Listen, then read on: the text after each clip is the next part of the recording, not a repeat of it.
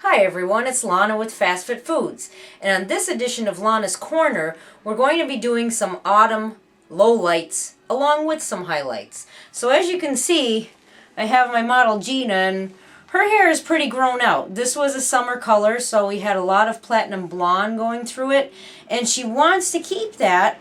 However, because it's autumn, we want to dim it down a little bit with some lowlight, so we'll be adding a little bit more darker slices in there. And what I've done is I've mixed some lightener and I've mixed some demi-permanent color. So what I use for the demi-permanent is the Matrix Color Sync. And Gina's hair is about a level 5. It's always between like a 4 and a 5. So what I did was I have the 4A, which is a 4 Ash, demi-permanent Matrix Color Sync. We use this, and we don't really want this to be quite as dark as a level 4. So not that it will make much of a difference, but I add a little bit of the warm caramel, the 7/73. And what that's going to do is it's still going to basically be dark, but it's just going to add a little bit of warmth to it, but not too gold. And it will just keep it from getting as dark as it possibly can. And we'll be mixing that with 10 volume developer, or your 9V now. If you don't have 9V, it's 10 volume developer. And then what we have in the bowl here is V-Light powder lightener with some 40 volume developer. And what we're going to be doing is taking some slices up here because she does like that thick striped look.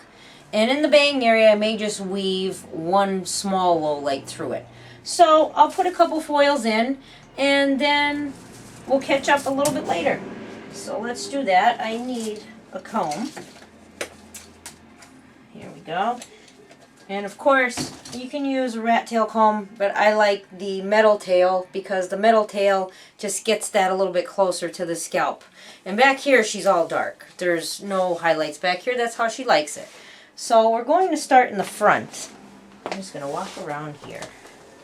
And you do want to wear gloves. Right now I don't have mine on, but so your skin does not suffer, you would like to wear gloves. Just pick up a little bit. And she does like to keep a lot of light around her face. And she does have bangs.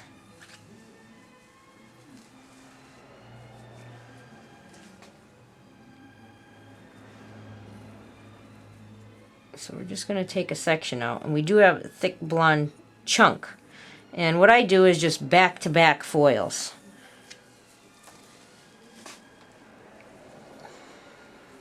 So here's our first little section. And what I'm going to do is just weave this. And when you have little short pieces, they do stick up, so sometimes it's a pain, but little barrettes here we can use.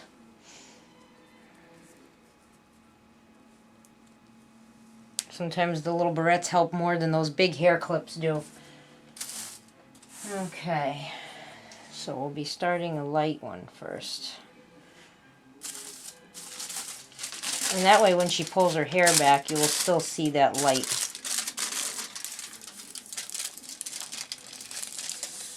Alright.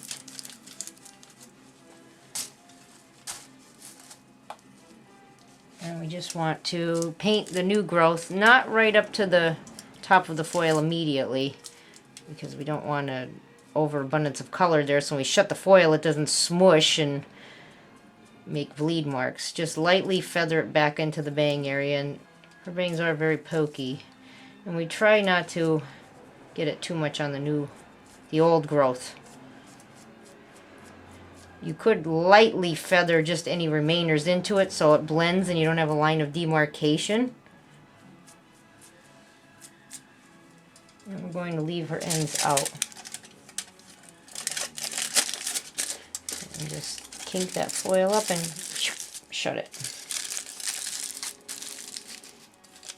And I like to make my foils tight, so I fold it like a V. And then I just do this. And now that's out of her way.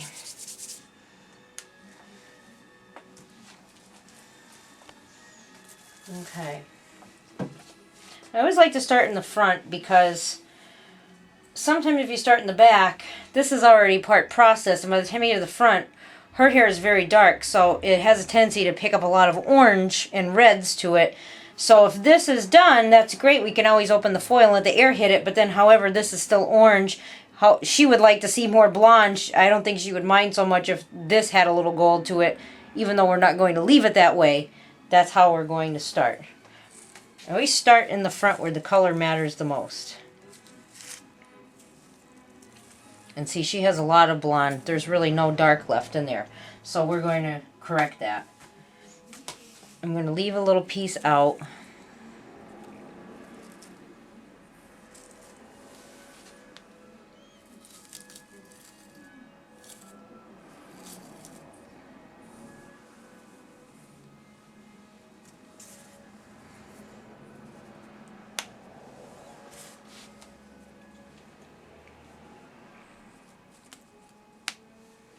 Now, we're going to do a dark one.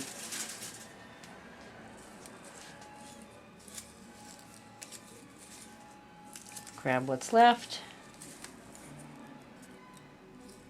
And just for the bang area, I'm weaving.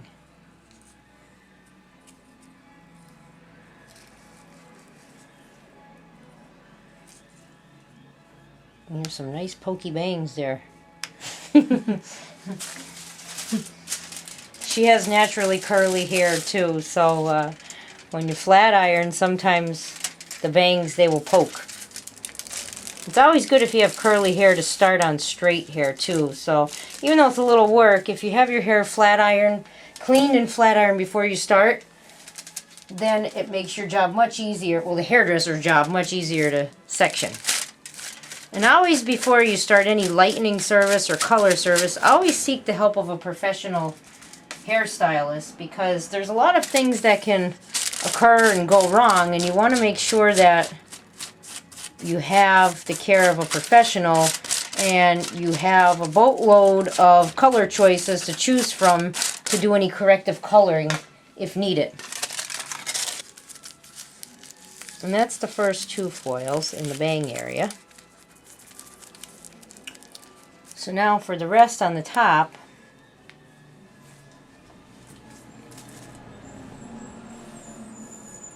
the easiest way for hers is I follow the stripes. She has the same stripes in there all the time. If I were to change up her light to dark, highlight and low lights each time, we would have a problem down here on her end. So we always want to try to hit the same pieces over and over again. And the easiest way for me to do that, which she's mostly blonde now, but you can see some dark going through here. The easiest way for me to do that is to comb her hair flat down and see where the blonde is and where the dark is, and just section throughout. But we'll be redoing this and filling it in with dark. So I'm going to put a couple foils in, and we'll come back with the next step. Okay, so now that we got the bang area done, we're going to start taking our slices. These were weaves, so that we have a mixture of dark and light in between the bang area. And now we're going to start taking slices. Now my last foil was lightener, so the next one I'm going to be doing will be the low light. You just want to take on the whole crown of the head up on the top here. Okay. And she parts her hair, well, mostly down the middle, right? Off to the side too. And sometimes off to the side. So that's why we're hitting the whole top area here. Because now we see that this, let me get a nice even line, that no matter where she parts her hair, she'll have the same stripe effect on the top, the same slices. So this will be a darker one. This was a lot of blonde here at one time. And usually when you take a slice, you want something where you can almost read a newspaper between this. So if I could see my hand through here, almost like I could read a newspaper, that's about the right width to take. Some people want a thicker stripe, so like Gina's with the blonde, we would be taking back to back of the same color if we had to. So this one will be the darker. This will be the low light. So we put our foil around our comb. And I'm just going to ask you to tilt your head back slightly. and pull that very tight. And now we will take our Lowlight and we're going to go roots to ends because we are going to change the whole color of this section of hair right here. And always start just a little away from the root and you can feather it up with the remainder of the color on the brush. You never want to add right to here and smoosh it on because when you shut the foil, that's going to expand. And when it expands, you're going to have bleed lines onto the blonde pieces. So it's very important not to have the blonde bleed into the Lowlight, the highlight bleed into the Lowlight, or any color you choose to do. Because if you do, when you take these foils out, you're going to have a lot of corrective coloring to do. And now what I do is I take the brush and I turn it this way and just comb through that to make sure everything got taken. And Gina has been saying her hair has been getting very brittle, which of course happens when you lighten your hair. Even though we do use a toner, that does provide almost like a top coat to the hair, where that makes it a little softer and protects it, but that wears off fast. And then you're left with just your bare open hair. Now the next foil will be a blonde foil. So we'll take a nice section, and of course this one will be a back-to-back blonde because we do overall want to see more blonde than we do brown into the hair. And always try to make your lines, especially when doing this, as even as possible. That's very important because when she puts her hair down, we want the stripe to connect on either side of the part. Is this a high maintenance color? Yes, it can be, because as you see, it grows out fast, and when it does grow out, you can notice it right away. So when you mix lowlights in with highlights, that will help to remedy that problem a little bit more. So now we will do the blonde. And again, applying not directly right to the root, a little bit down from the root. Trying not to get it too much onto the old color. It's okay if a little bit feathers into it so you don't have a line of demarcation. And then take what's left on the brush and just blend it right into the root.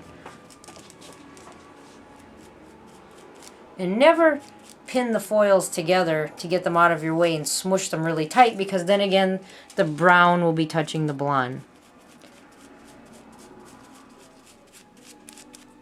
And make sure you get it all the way through too, because if your partings are too thick, well, you'll be surprised when you take this off and you rinse the color, you'll be missing pieces, you'll have spots.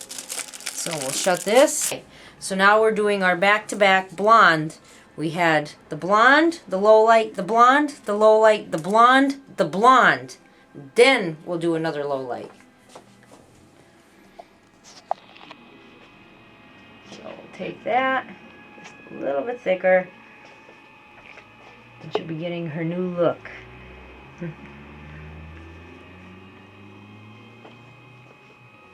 And there is a little bit of that lowlight mixed in from the last time. So on this piece I will be adding a little bit more lightener. And it should have no trouble catching up, as it is about the same color as her roots. Anyway, pull tight.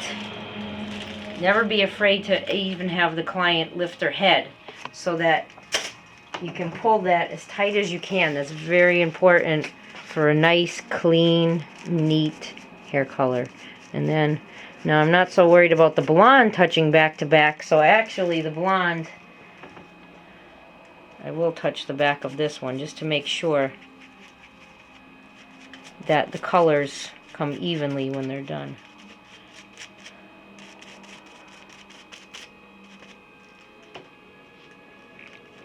When you're putting back to back, because they don't all fit in one foil, you want to make sure that it connects. And there's not root there and nothing here. So now for her end, just that little piece, we'll add a little bit of lightener on that dark piece, but not on the rest of the ends that are already blonde. If your hair is already light, there's no sense in adding more bleach to make it lighter again. Some people, when they color hair, they'll go roots to ends. That's good if you have to color that entire piece. But if her ends are already blonde and the goal is to color the root, there's no sense in running it through the whole thing. And I've seen hairdressers even do that. And really it becomes, maybe it's lack of patience, or it seems too hard for them to, but what ends up resulting is you'll burn the ends, and you'll definitely have a line of demarcation. So we're going to scoot that hair out of the way. If you do it right in the beginning, it pays off later when it's all done. And I always fold the corners, so that way the foil doesn't slide out. Now, we're going to continue this same pattern until we reach the crown, and then all I'm going to do is a little on her sides, just to touch up. You know, slices again, vertical. We're going to do a light, a dark, a light, a dark.